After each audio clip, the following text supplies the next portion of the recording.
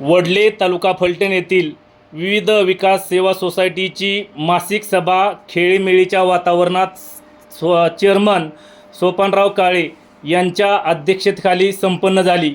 यावेळी विविध विषयांवरती चर्चा झाली। त्याचबरोबर वडले सोसायटीची आता वसुली चांगल्या प्रकारे होत असून सर्व शेतकऱ्यांमधून याबद्दल समाधान व्यक्त करण्यात येत आहे।